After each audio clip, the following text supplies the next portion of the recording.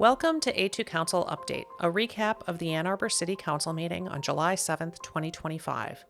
This meeting included comments and discussion about adopting bylaws for a new sustainability commission and assuming public debt for city-owned parking decks at a private development. This is the voting chart for the council meeting on July 7th, 2025. There were two split votes on an amendment to the bylaws of a new sustainability commission and on a resolution directing the negotiation of public bonds for parking decks. You can find detailed information about this meeting at A2Council.com. Like and subscribe if you would like to see more content like this. After introductory remarks, public comments, and staff explanations, Council discussed agenda items for about 40 minutes. 11 people signed up in advance to offer public comments. 5 people spoke to topics on the agenda. This week, the consent agenda included 14 items and expenditures of over $1.6 million. One item was pulled for discussion. Council discussed bylaws for a new Sustainability Commission, which replaces the recently disbanded Energy Commission and Environmental Commission. Earlier in the evening, a public commenter offered feedback about the bylaws. The new Sustainability Commission replaces Environmental and Energy Commissions. Both those discontinued commissions set aside time for public comment at 2 points in their meetings. If you refer to Section 8.2 of the new Sustainability Commission bylaws in your packet tonight, you'll see that it specifies only a single public comment period. I'm not aware that the dual slots have ever been a problem. In discussion of the bylaws, a council member offered amendments. By friendly amendment, council adopted a change in 7.12, increasing public speaking time to 3 minutes.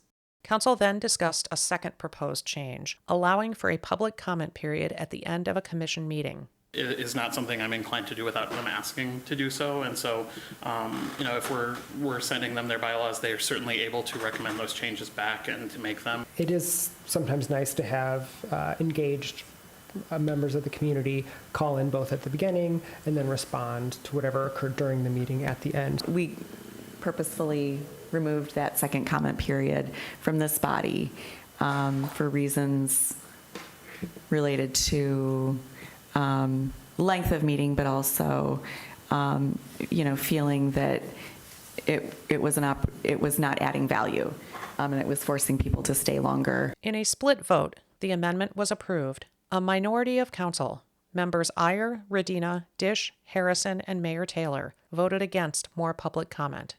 As amended, the bylaws for the Sustainability Commission were approved unanimously. Council then considered a resolution directing the city administrator to negotiate the issuance of public bonds to fund parking decks to serve a private development at Arbor South. Arbor South is a proposed downtown-style development of 15 buildings covering nearly 20 acres at State and Eisenhower. In 2022, this area was rezoned as a Transit Corridor District, or TC1. The TC1 zoning district encourages dense development for the purpose of reducing vehicle miles traveled while promoting transit service and other non-motorized travel. In 2024, the developer of Arbor South asked the city to fund over $100 million in parking decks at the project. In a work session, city staff explained that new tax revenue from Arbor South would cover city costs. In March 2025, City Council approved a plan to issue public bonds in order for the city to buy, own, and operate parking decks at Arbor South. This week's resolution directed the city administrator to consider making that investment earlier. According to the resolution, the public bonds would be issued prior to the construction of the parking decks, so that the city would be borrowing the money rather than the private developer. The plan is described in terms of cost savings because municipal debt is cheaper than private financing. The resolution also directs the city administrator to identify where the deal might violate current city laws and where the city code might need to be amended in order to facilitate the deal. Earlier in the meeting, public commenters spoke to the issue. Tonight, you're being asked to bail out a large local property owner and large residential and commercial landlord because he can't make his project pencil out for enough money for himself. I'm calling in to call out the blatant hypocrisy and pay to play about the city helping one of the mayor's biggest donors to build 3 parking structures for his Arbor South project. I was shocked when I heard that the city will help pay for 3 parking structures for a TC1 development. But then I realized the developer is Jeff Hauptman, one of the mayor's buddies and one of his biggest donors. That public commenter referred to the fact that Jeff Hauptman, a developer of Arbor South, has donated thousands of dollars to current council members and the mayor, plus $5,000 in opposition to local campaign finance reform proposed last year. In 2024, Hauptman hosted a fundraiser for council members Iyer and Dish. The fundraiser took place at the future site of Arbor South. This week, another public commenter raised concerns about Arbor South. I am not here opposing Jeffrey Hauptman's Arbor South project. Yes, it would be a highly car-centric space that would cynically exploit the zoning advantages he gained by persuading you to pass TC1. But if he were willing to risk his own money and credit for the whole project, I would not protest.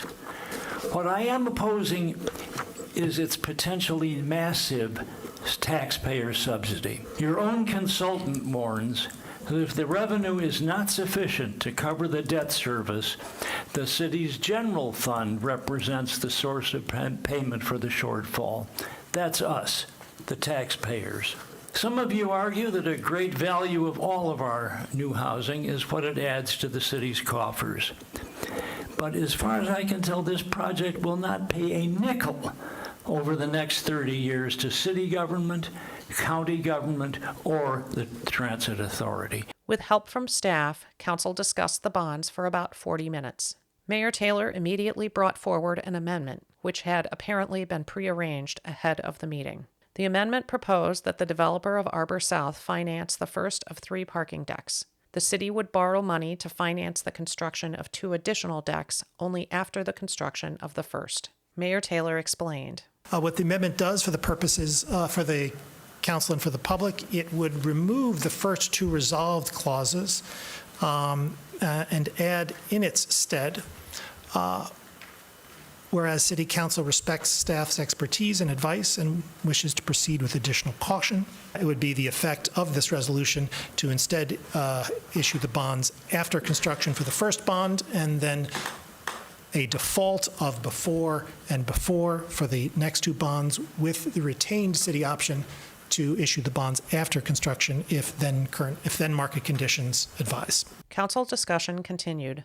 Private financing costs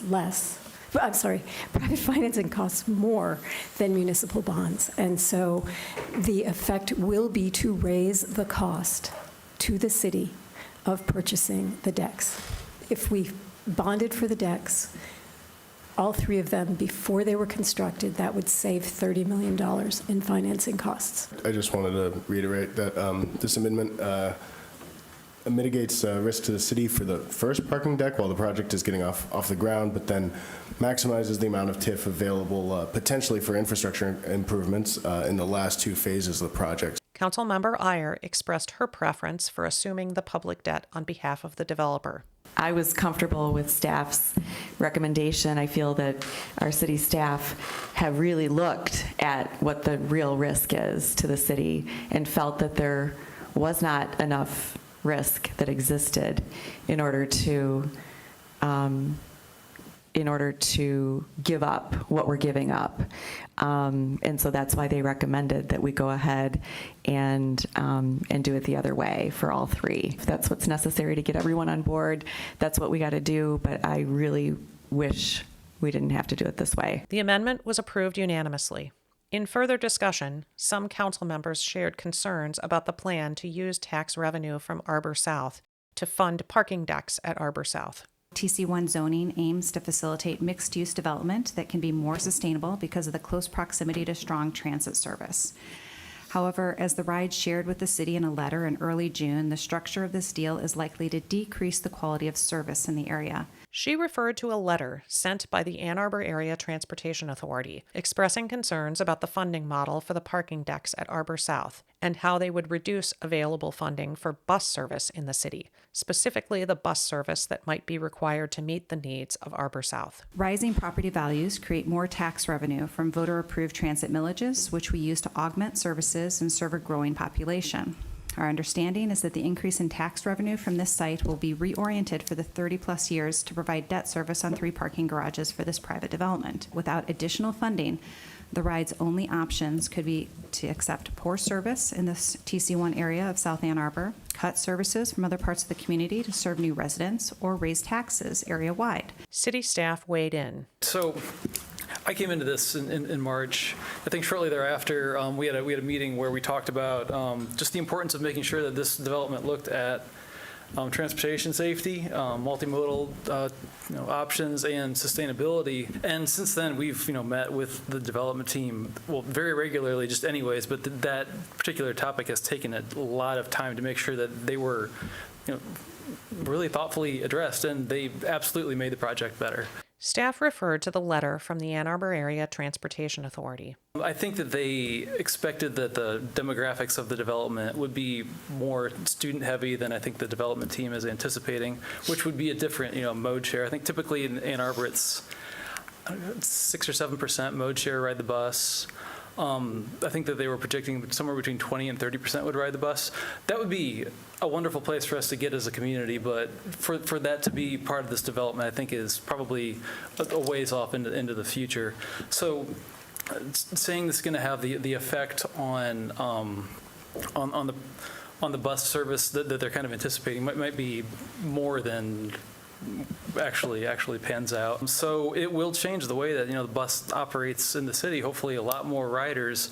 But I think that as to those specific the content of that letter, it might be just a little bit different than kind of the conversations had been going to this point.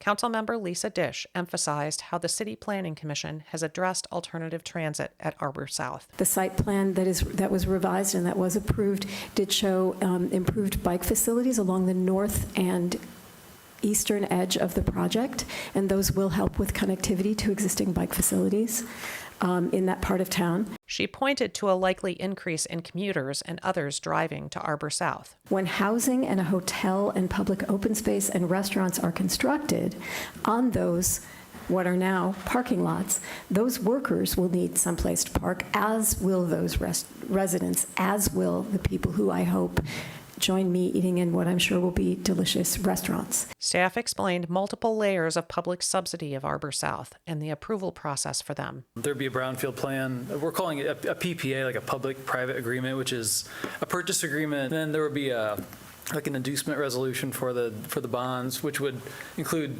all 3 bonds. Would be the total amount. The brownfield plan would probably come to you all first. It would need to go to the county brownfield authority, the county commissioners, and then the state. So that might get out in front of the other ones. We would anticipate bringing that to you all hopefully within the next month or so. And then the PPA, the big overarching document, and then the bond inducement resolution. It would follow, hopefully not too long after that. It's hard to say because it's still being negotiated. Maybe a month after that. The Ann Arbor Housing Commission is negotiating their own agreement, so that will be a separate agreement. I just wanted that to be clear. And their own bond issuance if they decide to go that way. And then with the brownfield plan, there comes something called a reimbursement agreement, which lays out the order in which things will be reimbursed, like the garage bond payments or whatever. They emphasized the value of diverting tax revenue to support private development. I think it's true of every brownfield we do, all of the taxing jurisdiction, whether it's AAATA, the city's general fund, everybody goes without that increased tax, that increment during the life of the plan, but for that sacrifice, you don't get the project. Some council members suggested there might be a shortage of funding for city buses. Whoever's figures are right, increased ridership is going to require additional buses to service those, and this isn't coming with that. Considering this is a transit-oriented corridor, I think that is something that we as a body should take really seriously. In a split vote, the resolution was approved as amended, with 7 council members voting in support. The council meeting adjourned just before 9 p.m. without any further public comment. For more information about this meeting, visit A2Council.com. Welcome to this week's A2Council Moment of Zen. Thanks to work for to everyone for doing this. This is really long-term work. We're in the work of, a lot of times, the work of council. I'm extremely grateful for staff to the work that they have done on this matter, having worked hard. Working hard, trying to figure out how we cover this. We want to thank city staff for all the work that they've done. Continue the work on the finances of this project. If it works for them. Doing this work every day. I want to thank everyone for working hard. We work with them very carefully. It works well there. I want to thank staff and the developer for doing the work. Thank you, Mr. Mahoney, for your work on this. We'll go and continue working on that. The developer worked with city staff. We're working as a team.